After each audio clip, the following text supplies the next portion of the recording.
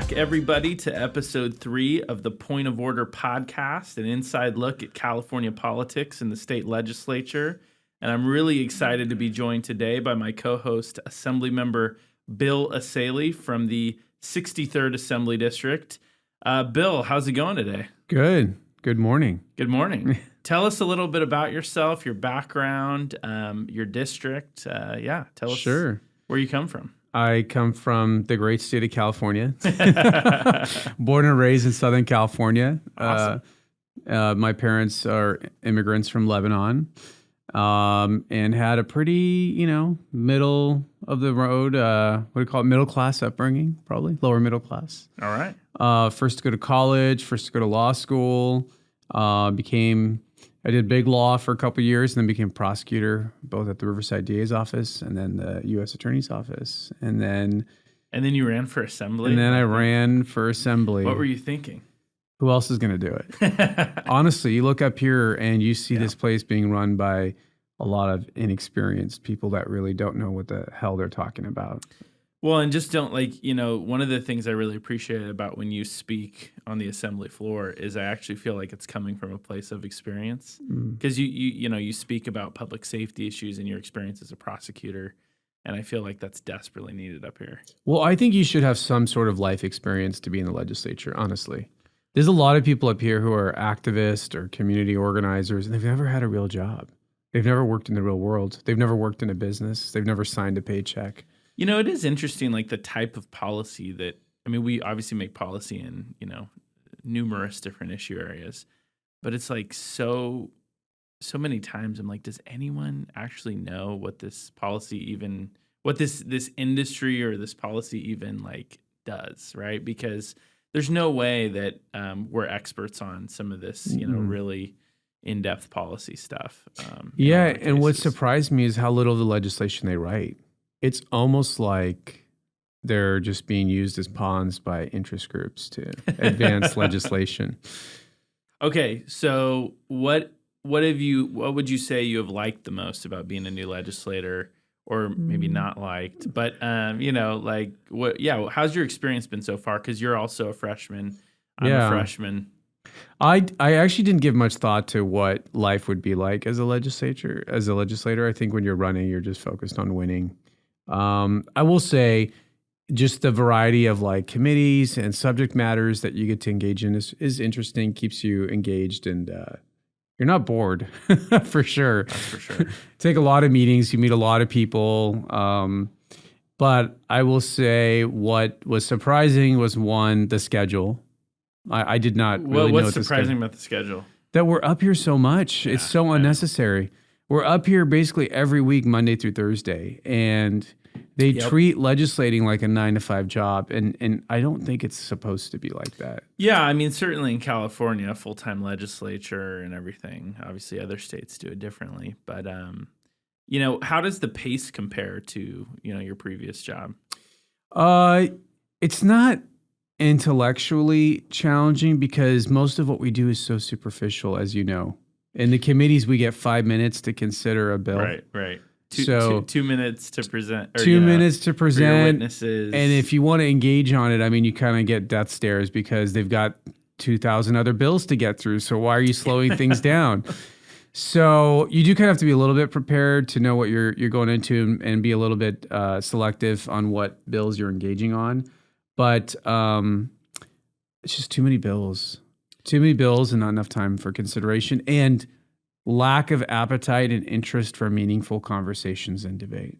Yeah, we are. So let's get started with so we usually start in our first segment and just kind of recap the last week and what's been going on. Were you on the fentanyl hearing? Were you part of that? Yeah, that was, I think Joe Patterson was on there. I asked to be on the Public Safety Committee, and I thank God I'm not on it, because I think I would have lost my mind by now. We talked to Juan about that last week too, and it was, it's an experience to be sure. So we had this hearing, this special hearing on fentanyl, right? Mm-hmm. And it was kind of talked up quite a bit, I felt like.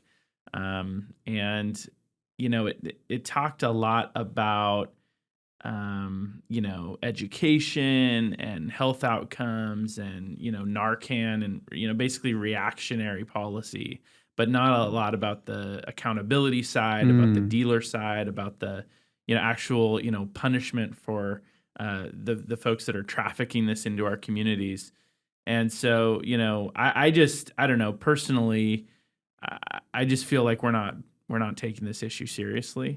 And I was curious what your thoughts were. Oh, you thought the problem with fentanyl, though, this isn't something for drug addicts, so they approach this whole conversation as if somebody has a fentanyl problem. Yeah, it's not a fentanyl problem. Exactly. It's people are being poisoned and they may not even know they have fentanyl, or they may not know the dose of fentanyl. And so they're being poisoned and they can literally die on their first time. So this isn't a case where some kid has developed a fentanyl problem and we need to help them. No, I think you're right.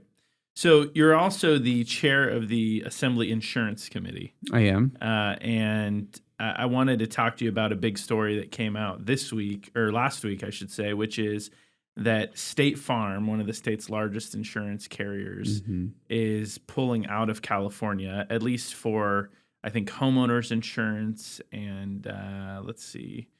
Definitely not for car insurance, but basically, I'm pulling up their press release here. State Farm General Insurance Company made this decision due to historic increases in construction costs, outpacing inflation, rapidly growing catastrophe exposure, and a challenging reinsurance market. What's your sense on this? Like, have you heard what's going on? It's a big problem. Yeah. It's a really big problem. And really what they're saying is it doesn't make business sense to operate in California anymore. Yeah. So, and other insurance companies are doing this already. They're just more quiet about it. Yeah. Because the whole insurance market in California is totally upside down. Here we have this insurance commissioner system who controls rate increases. They regulate the insureds. And for the last few years, he has been very slow to approve any rate increases. Yep. So they can't increase their rates to make money. And yet they're paying out huge amounts of money for fire damage, fire losses, and other insurance claims. And so what they're paying is going way up. What they're taking in is going down. And so if you're a business at some point, you're like, well, this isn't going to work. So let's just not take on any new business. The other problem is California, a lot of people can't even get fire insurance because nobody will insure you because the risk is so high. And we can talk about the failed fire management policy in California. But they are sending everyone to this thing called the FAIR Plan. Yep. The FAIR Plan is a market of last resort. It's if you cannot get an insurance policy, then you can go to this. It's sort of a coalition. It's not run by any specific insurance company, but every insurance company is on the hook. So if the insurance plan is ever goes defunct, there's not enough money, they will assess all the other insurance companies to pay the difference based on the proportion of their market share. So if you're looking at this growing liability in the FAIR Plan, and if you're 20% of the market, you're going to be on the hook for 20% of the FAIR Plan. You'd be like, well, maybe I don't want to be 20% of the market. Maybe I don't want any more business. Maybe I want to be 10% of the market. Well, and let's also mention from the consumer standpoint, the FAIR Plan is like 4 or 5 times more expensive. And you get less. And you get less coverage. I mean, it's not sustainable. And it's not good for consumers. It's not good for homeowners. So, it's interesting that California Department of Insurance response, at least to one news outlet that reached out to him, they said the reasons for this, the factors driving State Farm's decision are beyond our control, including climate change, reinsurance costs affecting the entire insurance industry, and global inflation. And then they actually went on, I didn't put it in the notes, but they went on and talked about all the amazing stuff that they've done on wildfire mitigation, right? Which I thought was, obviously a very political response to try to kind of protect from the fact that really this is failed leadership and failed policy in California. Would you agree with that assessment? Yeah, I mean, it's totally within their control. And this is an issue that the insurance companies have been warning the insurance department about for a while. Yeah, I mean, there's that. But also, I mean, blaming this on global inflation. Okay, like these insurance carriers, they're still doing business in other states. Right. Why are they not doing it in California? It's the same reason why, when we pushed this this oil penalty, right, earlier this year, it's like, are they only gouging California customers? Right. Because I can go to Texas and get gas a lot cheaper right now. This is the same situation. Was the climate only changing in California? Yeah, is the climate only changing in California? Is global inflation only affecting California? Obviously not. So what is it about California that insurance companies don't want to do business here? Well, it's so expensive. I mean, like all the wildfires, and they had to pay out. The wildfires were really bad. Also, from a carbon standpoint, the wildfires we had in like 1 year, totally wiped out all the progress we made in the last 20 years on carbon. And so when I did a bill to say, hey, well, let's look at the carbon being emitted from wildfires, they even want to have that conversation. I remember that bill. Like, oh, no, we can't talk about that. Yeah, I got what you're putting down there. So let's shift gears to the state budget. And I didn't even check. Are you on any budget committees? I am on the budget committee, which I don't really know why. We don't do anything, honestly. It's the biggest waste of time. Yeah. We sit there and we hear bogus presentations from the governor's administration, and most of the time they cut us off if we try to like really hone in or ask engaging questions. Interesting. And then we don't make any decisions on the budget. The chairs all decide that behind the scenes. It is a very, and I'm not on a budget committee, but it does seem like a very kind of backroom deal sort of process. Yeah, right? it's very undemocratic. Yeah. It's just sort of like... they do the committee hearings because they have to, right? Yeah, it's like the fentanyl hearings. Yeah. It's just for show. And then they go work it out somewhere else. Yeah. It's frustrating. So the Legislative Analyst's Office, which is kind of our legislators' nonpartisan accountability and they've actually been oversight. Good. They're fantastic, and I always say amazing things about the LAO because I think that they're a really important check on the legislature, and they're very independent too, and they do a great job maintaining that independence. Most of the time. I had one of the LAO analysts. She referred to the governor's analyst as her colleagues. Well, and I asked her, I said, are they your colleague? And she said, oh, well, I didn't. I said, aren't you an independent branch? It's your job to check them, not to work with them. And she's like, you're right. So I think it's important. She said you're right. No, I think it's important to keep that in mind because people think like, oh, we're all government workers. We all work together. It's like, no, like your job is to actually review their work and to criticize or be critical of their work, not to work with them.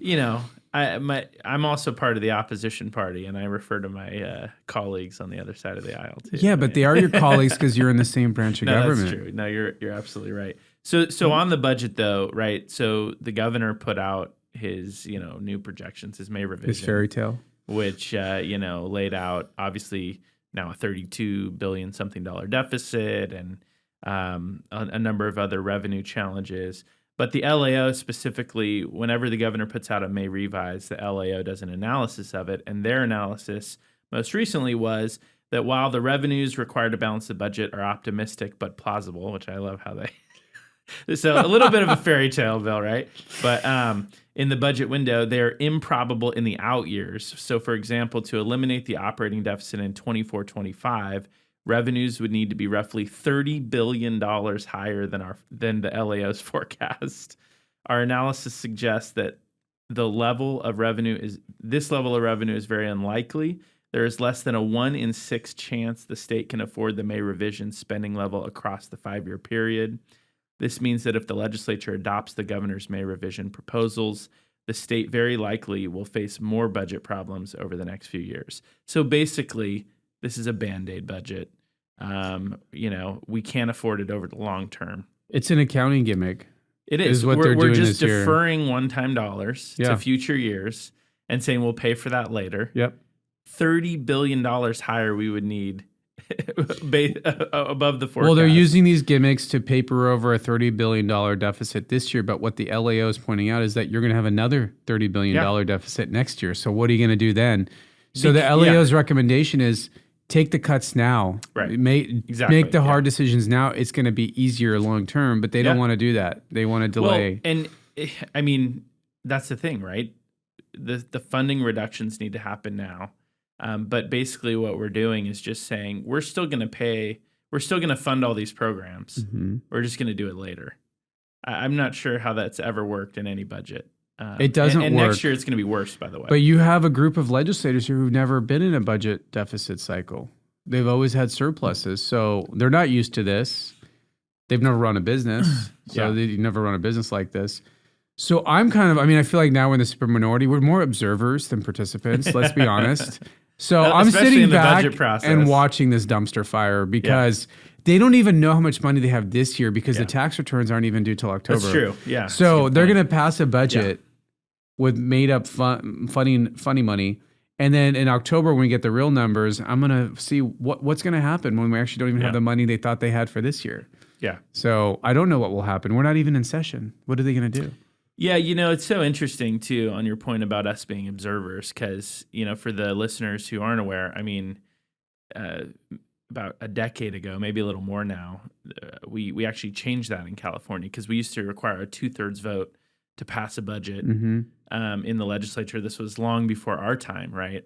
But it would actually require, bipartisan cooperation, bipartisan coordination. You needed Republicans, at least back then.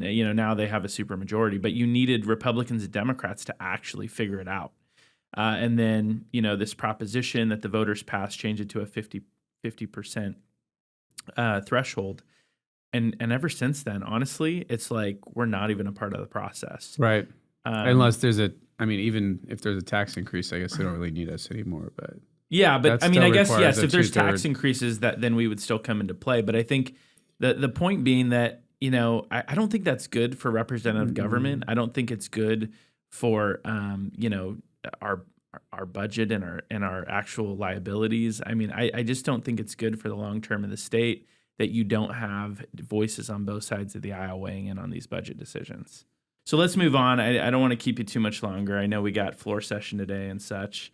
So many great bills to vote on. Looking ahead, I picked out the top 3 remaining bills that harm public safety, okay? And I wanted to talk with you because you're the public safety guy. You're the prosecutor.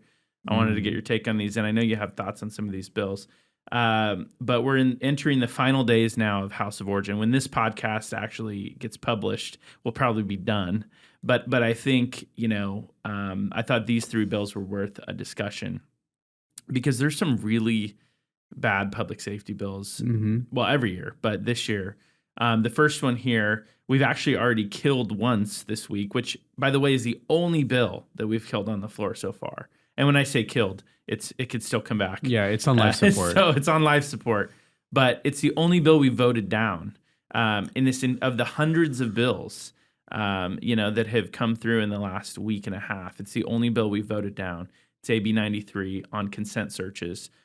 So I don't know if you want to give a little background on this bill, but because you're the expert. So here. Generally, we want police officers who are doing good police work. You can have 2 types of police officers. You can have totally reactive, right? Where they just wait for you to get shot and die, and then they go pick your body off the street and write the report. Nobody wants that kind of world. So you want police who are actually potentially stopping crime before it occurs or getting bad people off the streets to prevent them from committing crime. So a lot of times when police are interacting with people, they pull them over. They have some suspicion they're up to no good, but they don't have what we call probable cause. Probable cause is you have to have some articulable evidence that they're engaged in a crime or they have evidence of a crime. So that's not often the case. But what law enforcement can do right now is they can ask for consent to search if they think something suspicious.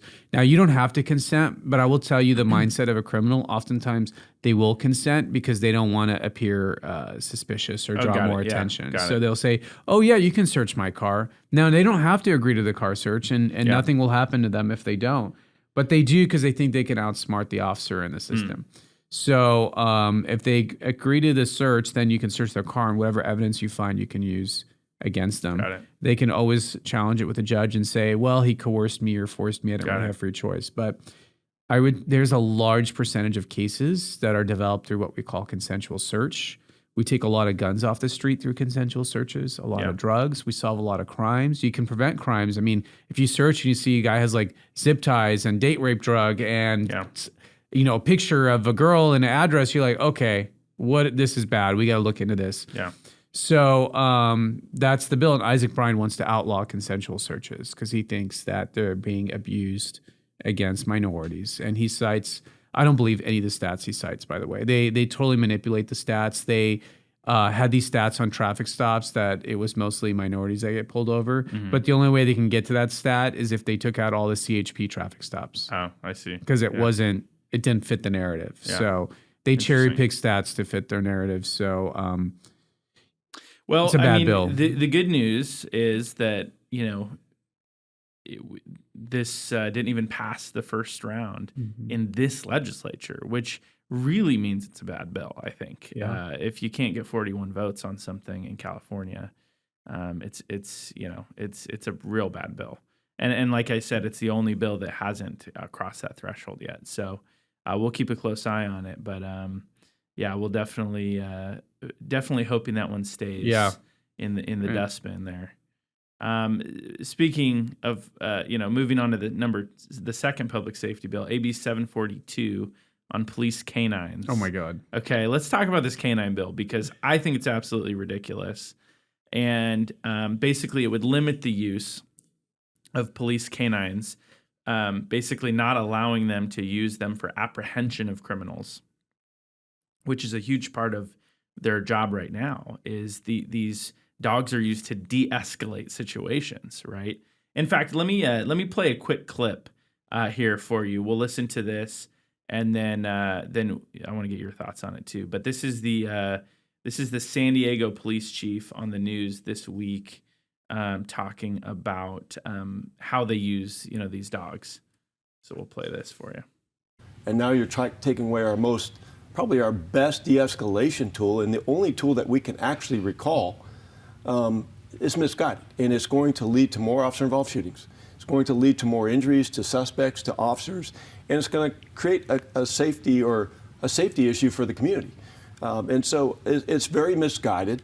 And these police canines, and just this week, I can talk about 2 incidents just this week, where our canines apprehended violent people who were considered armed and dangerous by merely barking and the handler giving canine commands. So, that's obviously just one law enforcement officer kind of in his experience. But, how bad is this bill?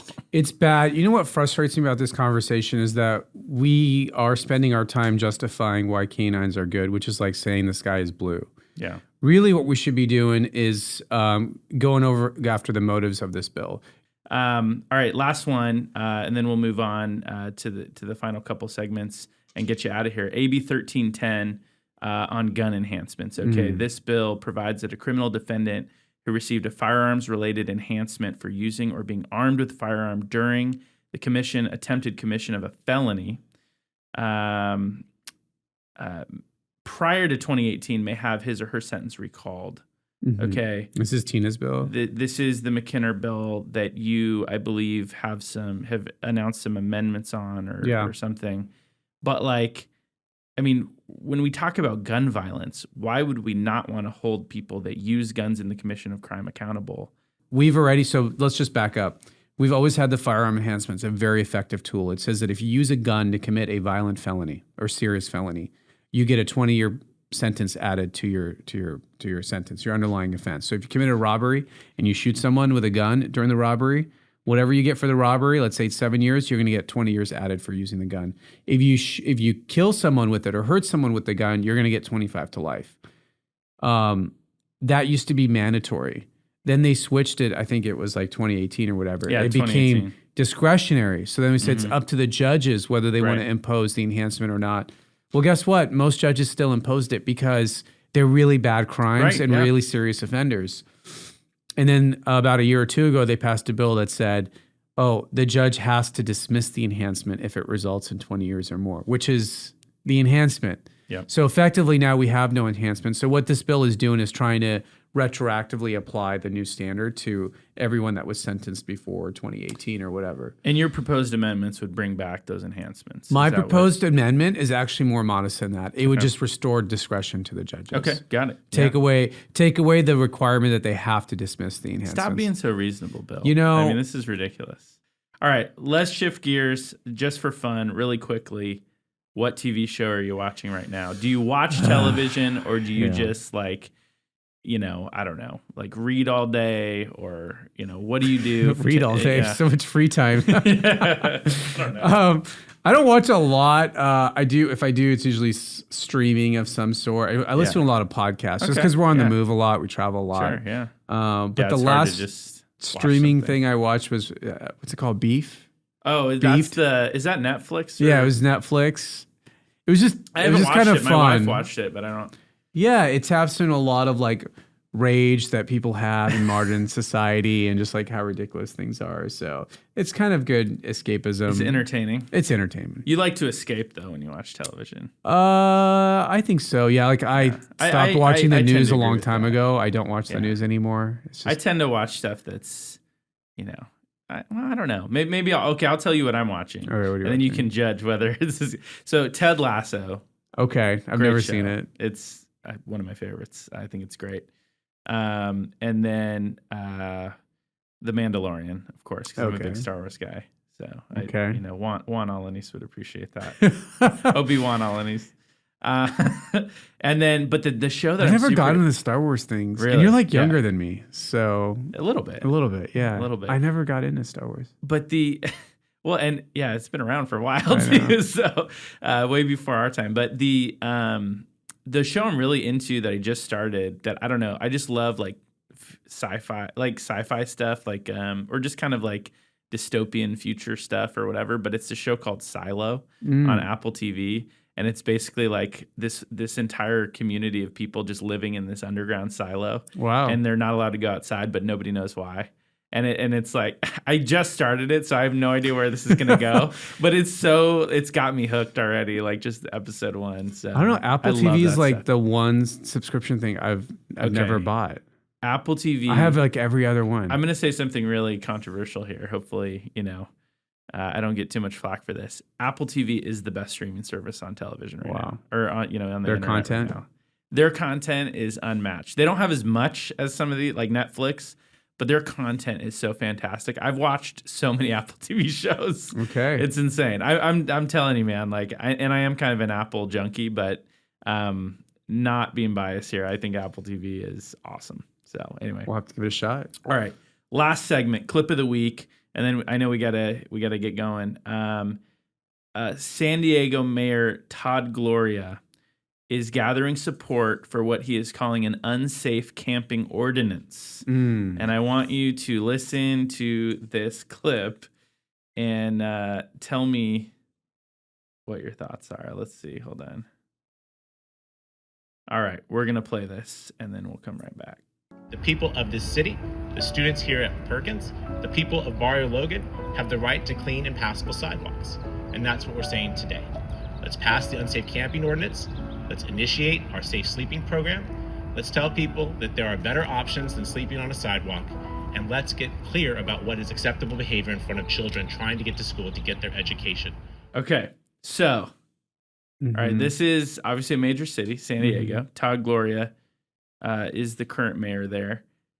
This is what his proposal would do, the unsafe camping ordinance. It would prohibit encampments within 2 blocks of K through 12 schools, 2 blocks of a shelter, along trolley tracks and transportation hubs, in all parks, canyons, and waterways like the San Diego River. Okay, now, I wanted to play this because I was very frustrated when I listened to it because sounds familiar. I introduced a bill this year in the legislature that would do exactly the same thing statewide, and it was rejected on a party line vote in the Public Safety Committee. I was called a fascist, by the way, on another podcast that I won't mention for even proposing this. Okay, and just proposing the idea, what my bill did was it just prohibited encampments, tent encampments, not homeless people, but tent encampments within 500 feet of schools and parks. And, and then now we're hearing it from one of our, the governor or the mayor of one of our biggest cities. So I wanted to get your thoughts on the homelessness issue briefly, but I just think it's crazy to me that we can't pass something like this statewide. Most normal people look at these homeless encampments and think that it's out of control. And we don't need to pass any new laws. Let's just enforce the laws we have on the books. All right, I'm gonna let you go. Any final thoughts before we wrap up? It's a Batman quote. Is it? Yeah. It's always darkest before dawn. Okay. So- All right. I like it. All right. Yeah. It's getting pretty dark in Sacramento. It's getting so dark we'll in see. Sacramento, but you know what? It's a good thing that we have some good advocates in the state capitol. Quick announcements. Obviously, you can follow us on Spotify. This episode will now be available on Apple Podcasts for the first time. So please go there and follow the show on Apple Podcasts, Point of Order Pod. Invite listeners. So if you're listening and you have some ideas for future shows, you can email pointoforderpod@gmail.com. You can watch and subscribe on YouTube at Point of Order Pod. You can follow the podcast on Twitter, Instagram, and Facebook at Point of Order Pod. And you can follow today's hosts on Twitter at Joshua_Hoover for me, or for Bill, it's at Bill Essayli. Essayli is Essayli. Man, it's a little bit tough to spell. It's essay with an li at the end. All right. Oh, essay. Oh, that's a really good way to describe it. All right, essay with an li. Well, I've lived with it for a few years. Yeah, no. So you've gotten used to it. Bill, thanks so much for coming on today. Thank you, sir. Really appreciate the conversation. You got it. See you later.